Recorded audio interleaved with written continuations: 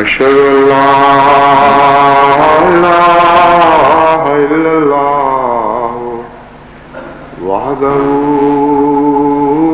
لا شريك له وأشهد أن محمدا عبده ورسوله أما بعد فأعوذ بالله من الشيطان الرجيم بسم الله الرحمن الرحيم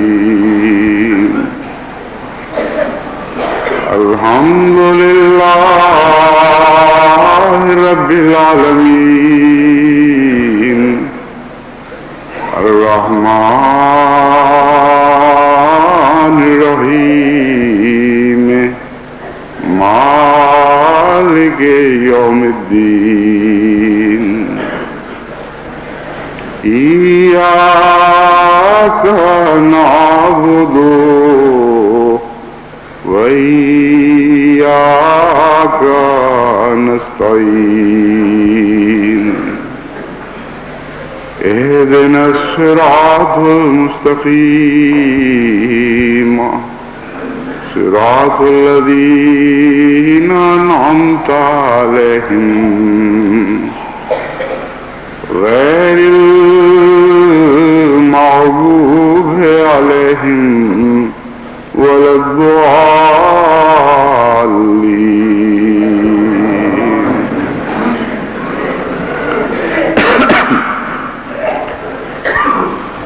اللہ تعالیٰ کا یہ بہت بڑا احسان ہے کہ اس نے اس زمانے میں حضرت اقدس مسیح موعود علیہ السلام کو ایک ایسی جماعت عطا فرمائی جو مادہ پرستی کے ماحول سے بے نیاز، دین کی طرف توجہ دینے والی اور دین کو دنیا پر مقدم رکھنے والی جماعت ہے۔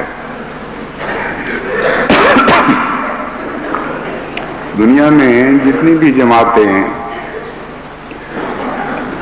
تنظیم کی صورت میں کام کر رہی ہیں، ان میں اس پہلو سے یہ جماعت بالکل منفرد ہے کہ اس کا ہر کام محض للہ ہوتا ہے اور کام کروانے کی قوت ہر دل سے پھوٹتی ہے، باہر سے نہیں آتی، اور طوعی طور پر وہ بہترین نظام ہے جو تمام دنیا کے سامنے ایک نمونے کے طور پر پیش کیا گیا ہے۔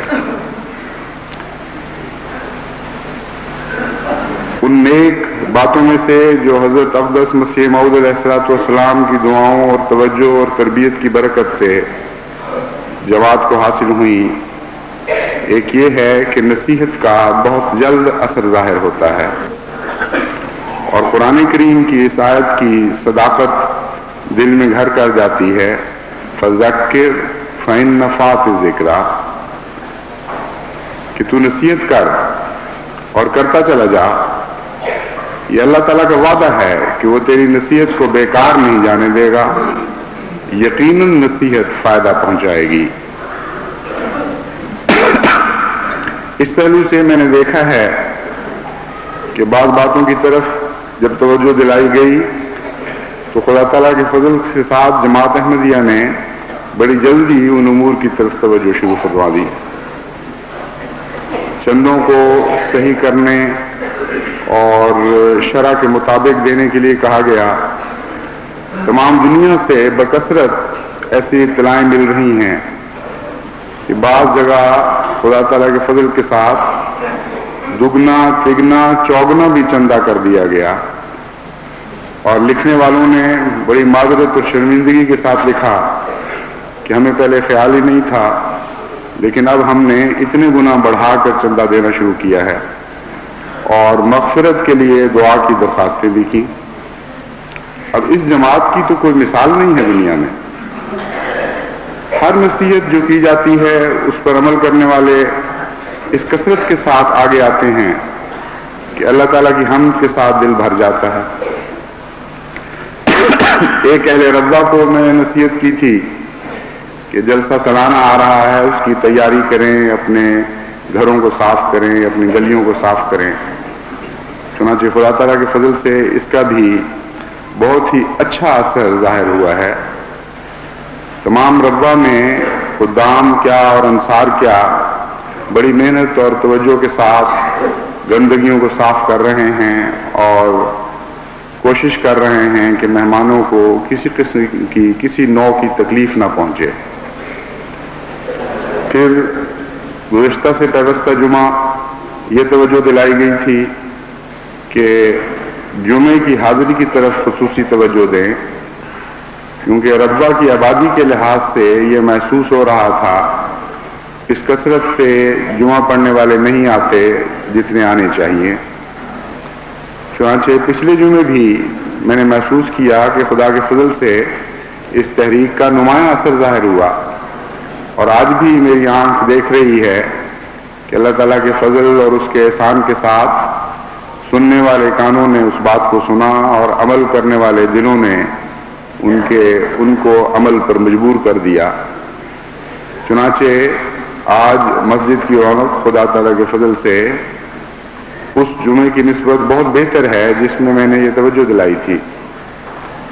تو اللہ تعالیٰ کی جتنی بھی حمد کی جائے کم ہے، جتنا بھی شکر ادا کیا جائے کم ہے۔ ہمارے پاس تو سوائے اخلاص کے دولت کے اور کچھ بھی نہیں، اور دلوں میں جو اپنے اندر سے ایک قوت پیدا ہوتی ہے اس کے سوا کام چلانے کے لیے اور کوئی قوت نہیں، اور یہ دونوں چیزیں دعا کی برکت سے بڑھتی ہیں اور نشو و نما پاتی ہیں۔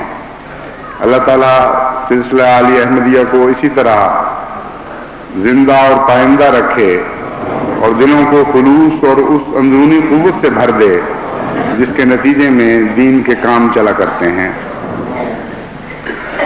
اب ایک چند چھوٹی باتیں، چھوٹی تو نہیں کہنا چاہیے کیونکہ حقیقت میں وہ بہت بڑی باتیں ہیں، لیکن مطلب یہ ہے کہ سادہ سی باتیں میں آپ کے سامنے رکھنا چاہتا ہوں۔ چھوٹی اس لحاظ سے ہیں کہ ہر انسان ان کو اختیار کر سکتا ہے۔ اپنے مضمون کے لحاظ سے بہت ہی بڑی باتیں ہیں، لیکن عمل کے لحاظ سے نہایت آسان اور سادہ اور ہر انسان کی دسترس کے اندر ہیں۔ کوئی ایسا مشکل کام نہیں جو کوئی کہہ سکے کہ میری طاقت سے بالا ہے۔ جلسے کے حقوق ادا کرنے کی طرف میں توجہ دلانا چاہتا ہوں۔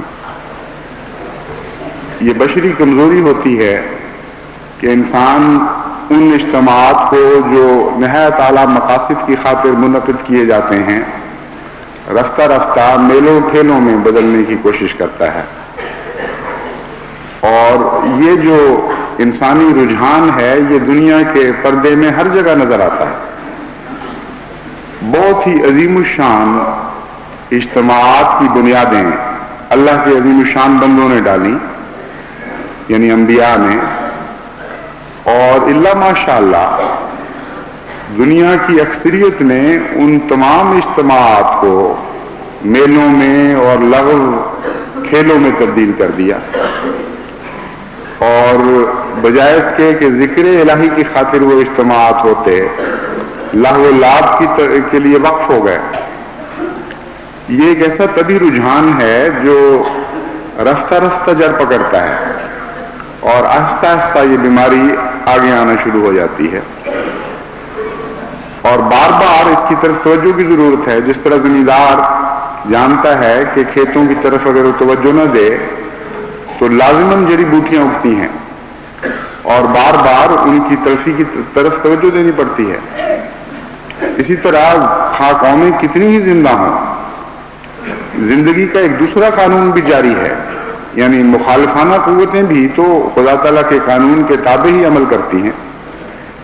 اس لیے زندہ قوموں کا کام ہے حکمت کے ساتھ جائزہ لیتی رہیں، اور جہاں جہاں اس قسم کی جڑی بوٹیاں جن کا ہمارے اندر نفوذ جڑ پکڑنے کا کوئی حق نہیں، وہ جڑ پکڑنے کی کوشش کریں، ان کی تلفی کی جائے۔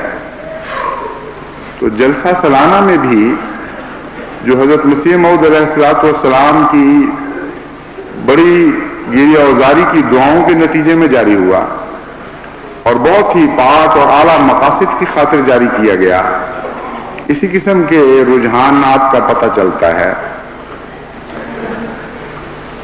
کئی قسم کی خرابیاں جو آہستہ آہستہ ظاہر ہو رہی ہیں، ان میں کچھ مثلاً یہ ہیں کہ بازار ہمارے تقویٰ کی نشاندہی نہیں کرتے، بلکہ عام دنیا کے بازاروں کی طرح وہاں نوجوانوں کا اجتماع، گپیں، مذاق کی باتیں، اور گویا ایک سیرگاہ میں وہ اکٹھے ہوئے ہیں اور چند دن گپ شپ کے لیے آئے ہیں۔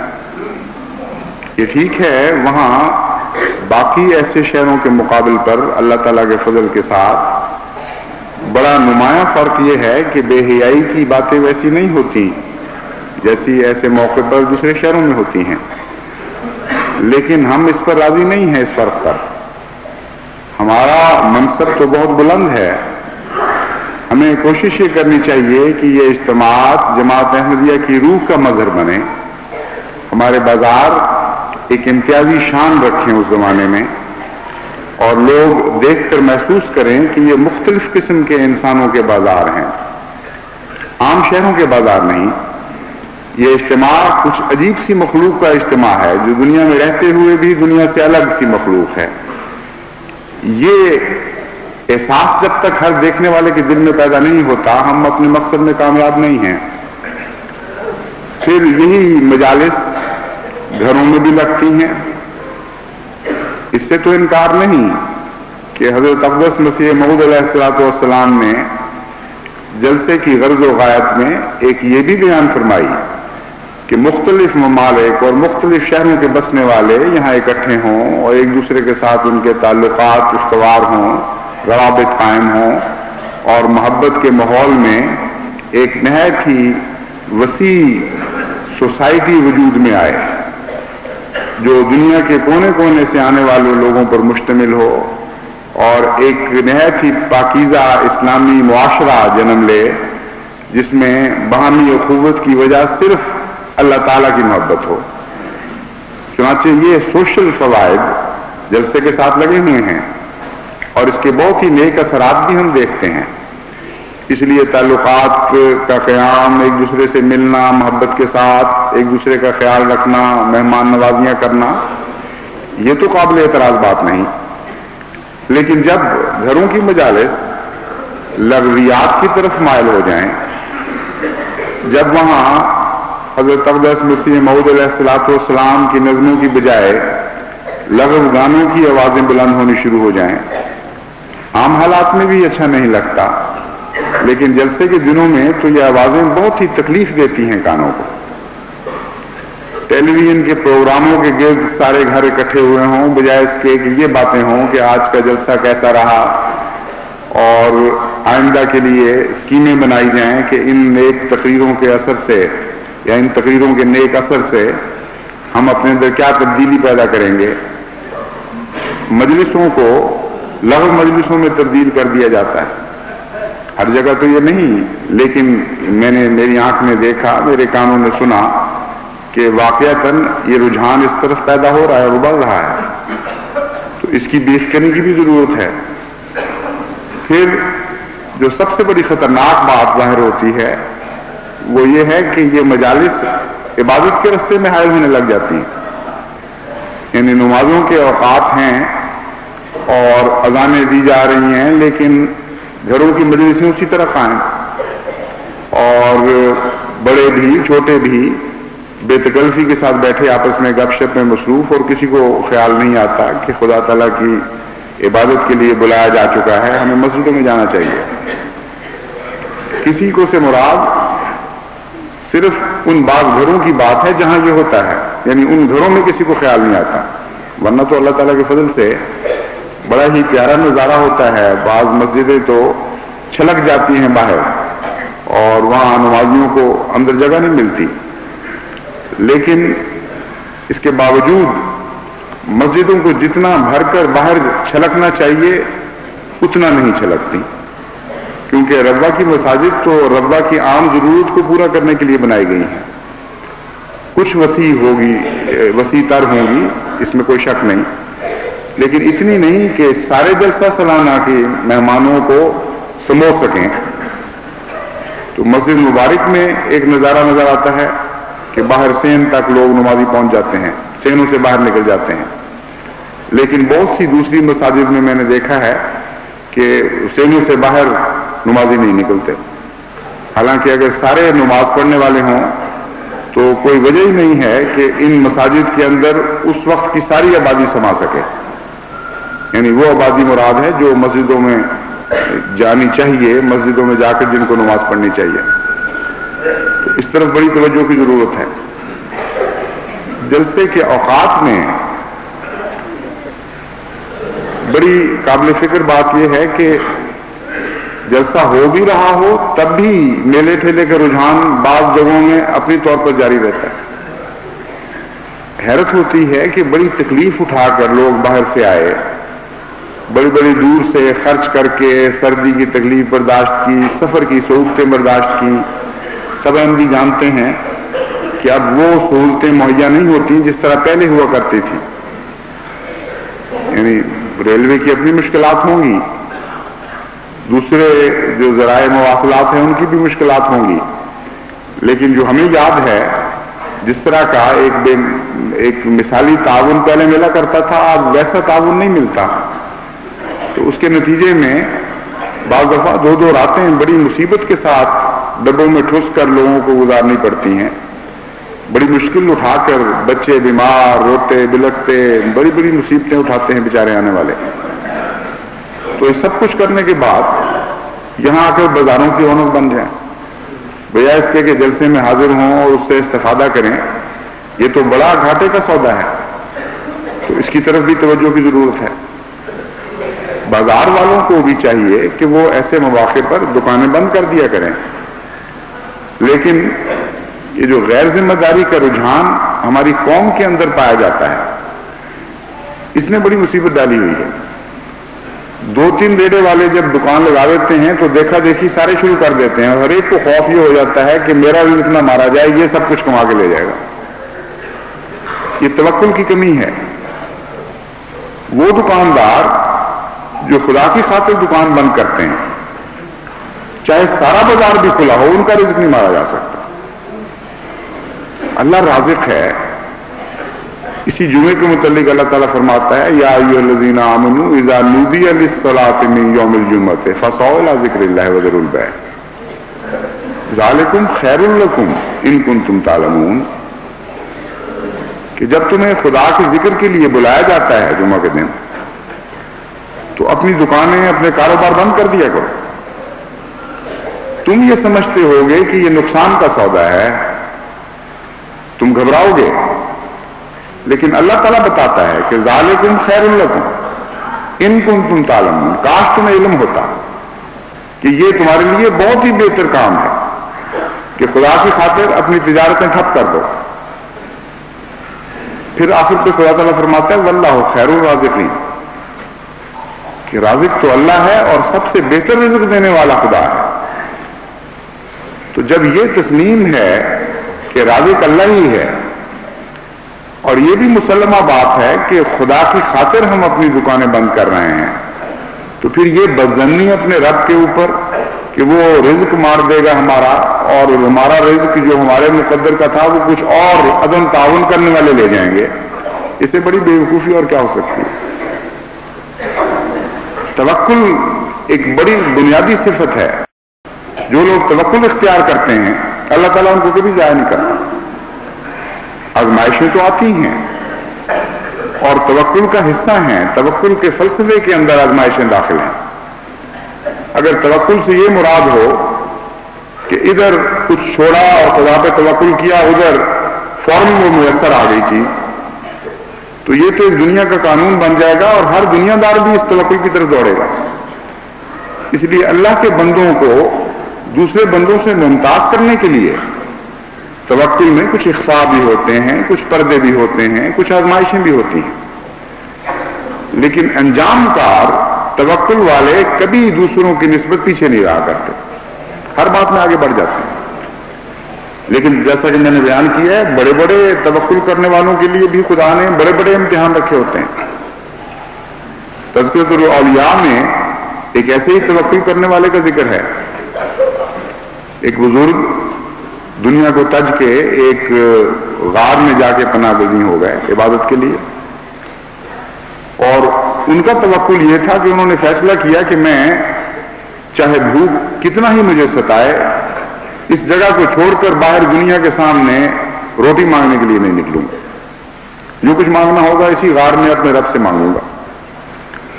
چنانچہ اللہ تعالیٰ نے ایسا انتظام کر دیا کہ جوق در جوق لوگ وہاں حاضر ہونے لگے، ہر قسم کی نعمتیں اسی غار میں پہنچنے لگیں، اور اس بزرگ نے توکل کا بہت پھل کھایا. اللہ تعالیٰ کی نعمتوں کو نازل ہوتے دیکھا اور عبادتوں میں اور ترقی کی، یہاں تک کہ آزمائش کرنے والے نے آزمائش کا وقت بھی ان پر لا کھڑا کیا. خدا تعالیٰ نے فیصلہ فرمایا کہ اس بزرگ کی اس جو دنیا کی نظر میں ایک بہت بڑا مقام رکھ چکا ہے، اب کچھ آزمائش بھی ہونی چاہیے. چنانچہ ایک ایسا وقت آیا کہ ہر روٹی لانے والے، ہر تحفہ لانے والے نے یہ خیال کیا کہ اتنے لوگ تو وہاں جاتے ہی ہیں، آج میں نہ گیا تو کیا فرق پڑتا ہے. چنانچہ اس دن خدا تعالیٰ کے فرشتوں نے ہر دن کو وہاں کچھ پہنچانے سے روک دیا. دوپہر کو بھی کوئی نہیں آیا، رات کو بھی کوئی نہیں آیا، دوسرے دن بھی نہیں آیا، دوسرے دن شام کو بھی پھر کوئی نہیں آیا. 3 دن کا فاقہ پڑا ان کو. آخر بے قرار ہو گئے اور اس غار کو چھوڑ کر ایک دوست کے پاس پہنچے.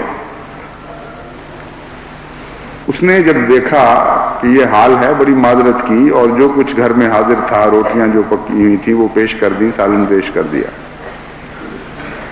لے کر باہر اپنے مسکن کی طرف جانے لگے تو اس گھر والے کا کتا پیچھے پڑ گیا. یعنی کاٹنے کے لیے نہیں، بلکہ روٹی کی خوشبو کی وجہ سے بھوک اس کی حرکت میں آ گئی اور بڑا ہیجان پیدا ہو گیا اس کے اندر. زبان نکال کے کبھی چاٹتا تھا، کبھی بھونکتا تھا. چنانچہ انہوں نے آدھی روٹیاں اس کو دے دی. روٹیاں کھا کے وہ ابھی تھوڑی دوری چلے تھے کہ کتا روٹیاں کھا کے پھر ان کے پیچھے پھر بھونکنے لگ گیا.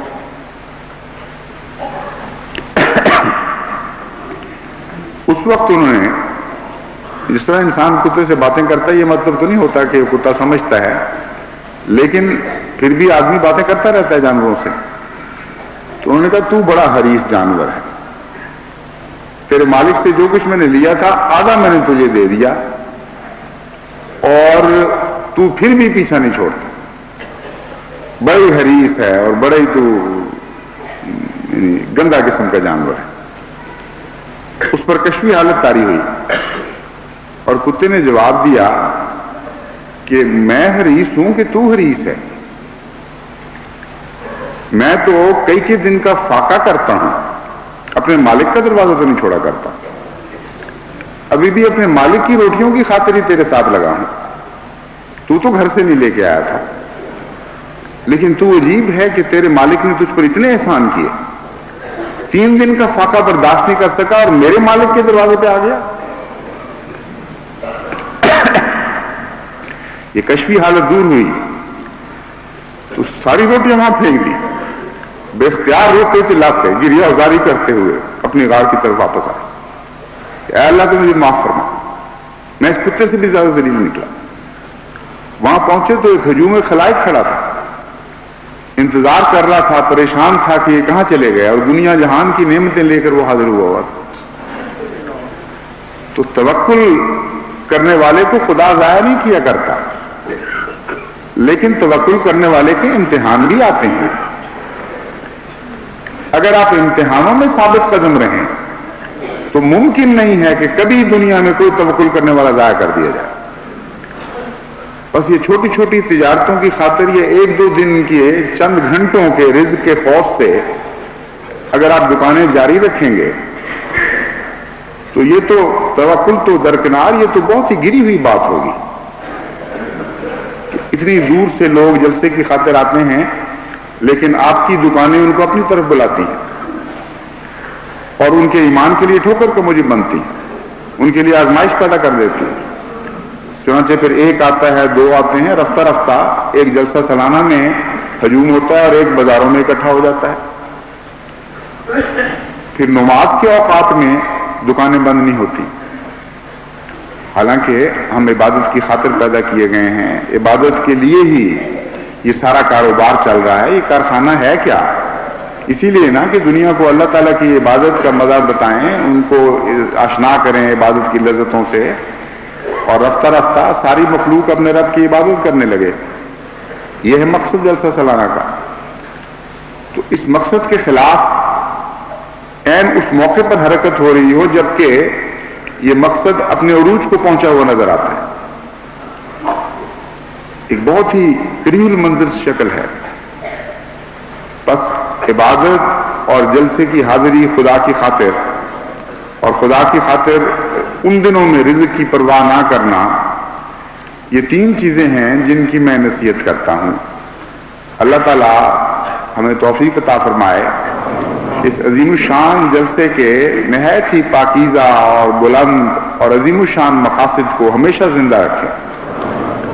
اپنی تمنائیں کچلی جاتی ہیں تو کچلی جائیں، اپنے مفادات مرتے ہیں تو مرنے دیں، ان کی پرواہ نہ کریں۔ اس جلسے کے مفادات پر کو اپنے مفادات پر ترجیح دیں، پھر دیکھیں کہ اللہ آپ پر کس طرح مہربان ہوتا ہے۔ اتنا مہربان خدا ہے، اتنا رحم کرنے والا، اتنا کرم کرنے والا ہے کہ کوئی تھوڑا سا بھی اس کی راہ میں خرچ کرتا ہے یا تکلیف اٹھاتا ہے تو اسی کو نہیں، بعض دفعہ اس کی پشتوں تک کو آرام پہنچاتا ہے خدا تعالیٰ۔ ایسے خدا سے منہ موڑنا، بے وفائی کرنا، توکل میں کمی کرنا سوائے اپنے نقصان کے اور کچھ نہیں ہے۔ بیرونی جماعتوں کو بھی چاہیے کہ وہ آنے والوں کو پہلے سے سمجھائیں اور اپنے طور پر بھی انتظام کریں کہ کسی ضلع سے، کسی بڑے شہر سے آنے والے جلسے کی برکتوں سے غافل اور محروم نہ رہیں اور عبادتوں سے غافل اور محروم نہ رہیں۔ بعض لوگ بعض اچھے مقرر کی تقریر کی خاطر وہاں پہنچ جاتے ہیں اور انہوں نے باقاعدہ نشان لگائے ہوتے ہیں کہ فلاں تقریر میں بیٹھنا ہے اور فلاں میں نہیں بیٹھنا، کیونکہ فلاں مولوی صاحب بہت تقریر کرتے ہیں اور فلاں مولوی صاحب دلچسپ تقریر کرتے ہیں۔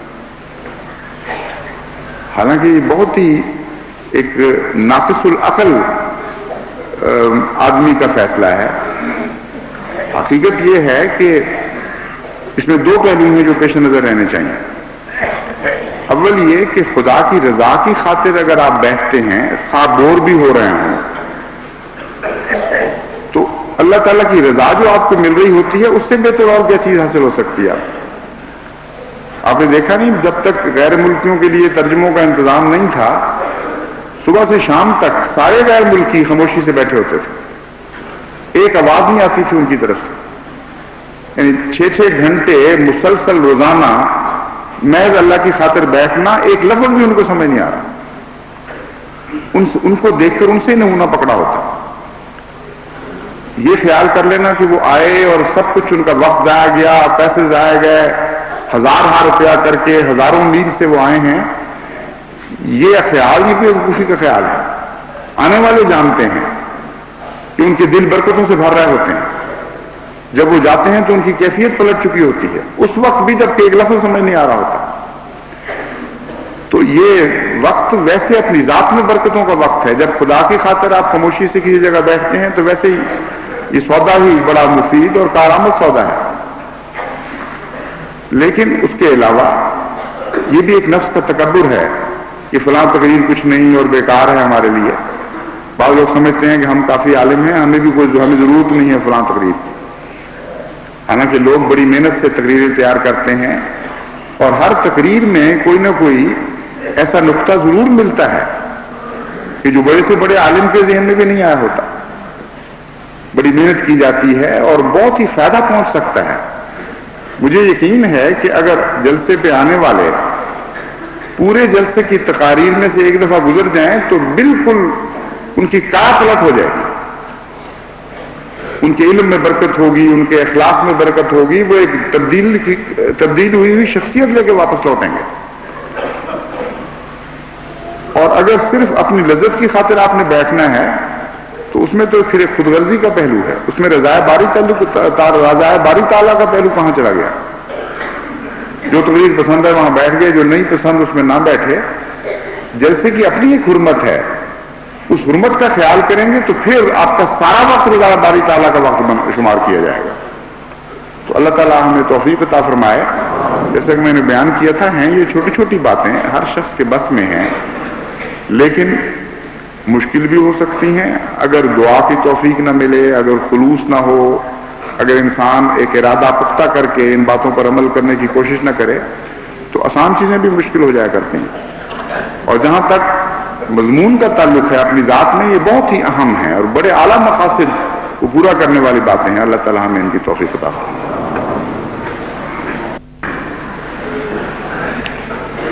الحمدللہ نحمدہ ونستعینہ ونستغفرہ ونؤمن بہ ونتوکل علیہ